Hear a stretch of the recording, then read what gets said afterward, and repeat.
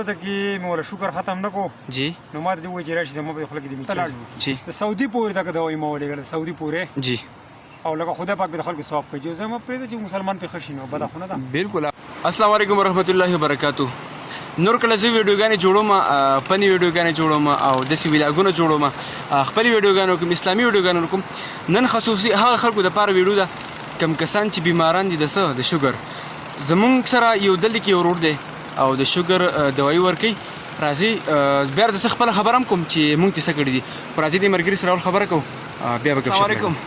سلام ورور خیر خیر تاسو ښه جي؟ خیر دی برابر خیر دی الحمدلله. تاسو ښه جي؟ شکر دی یاره زمونږ ډېر وروڼه چې دي نن سبا اکثر کمنټ کې دغه کوي که نه وایي زموږ مشران دي هغه د شوګر بیماران دي پخپله اکثر به شوګر بیماران دي. یاره یوه خبره به ورته دا وکړم جی چې روپۍ مې نه پکار دی او نه د روپو لالچ کوم. جی د الله د رضا په دپاره به یې ورکوم او جی. فی سبیل الله جی او په ګارانټۍ چې په 3 ورځو کې مې ولا شکر ختم نه کو جی نو ما ته وایي چې راشي زما په خله کې د میچازي وکړي. جی 400-500 کسانو مې د الله د رضا دپاره وکړه مکمل په الله پاک ښه کړي دي. بالکل او صرف د دوا جتمن یم دوا به راته کوي. بالکل نور زما خویندې دي میاندې مې دي وروڼه مې دي پوه شوې جی چې څومره مشران دي د الله د رضا دپاره زه به وړي دي.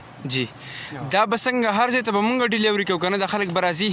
یاره چې زمونږ د وس ځای که نه جی نو په ګاډي کې ولا لېږلی شم وروره لارې ته زه به ورته یم چې ځان یې راواله. جی اوس داسې یو ځای چې پرون پسې زنان راغله وي ماله جوړه کړه هغه د پټاکي سکول ته به یې راوړي زما زوی له به هلته ورکړې هغه بره ځینې راغلي دي. جی نو ما وې وروره ترور هلته خو د ترتلو چانس مې نشته. جی وزګار نه یم خو په تاسو چې زما والد صاحب له کومه دوايي راوړې وي ماشاءالله د هغې سره هم ګزارش وي حقه دوايي ده حقه دوايي ده د جاوید ډاکټر مور وه جی ته ګولې دوا یې پرېښلي حقه مې ولېږله تپوس ته وکړئ جی مکمل زوی ډاکټر دی خو زما په دوايي نه بغیر نه کېده. جی او خدای پاک پې ښه کړې به دوايي مار صحیح پرېښلي. جی نو تاسو به دې ملګرو سره یار څه به پرېږدي بیا زما د دوايي سره دا ته وایم دې ملګرو ته خپل نمبر تاسو دغه کړي که نه چې تاسو سره رابطه وکړي او تاسو هغو ته د دوايي چې ده مهیا کړي تاسو ته ورسوئ یا هغو راشي ستاسو نه یې واخلي. ګوره څوک چې ضرورتمند وي که نه هغه هغه ځای ته ځان رسوي.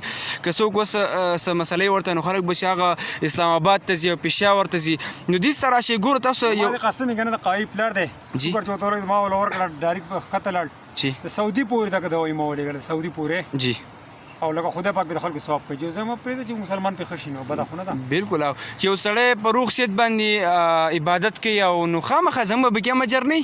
ولې نه دې ملګرو ته تاسو خپل نمبر ووایئ جي تاسو کوم نمبر یې چې کمې کولاوي 0340 0340 00 92 بل نمبر دې شته جي او بل د واتساپ نمبر ستاسو کوم یو دی؟ واتساپ هغه ته هم خیم جی دا کارډ ته خارق پم په ذمہواری دوايي ورکوم.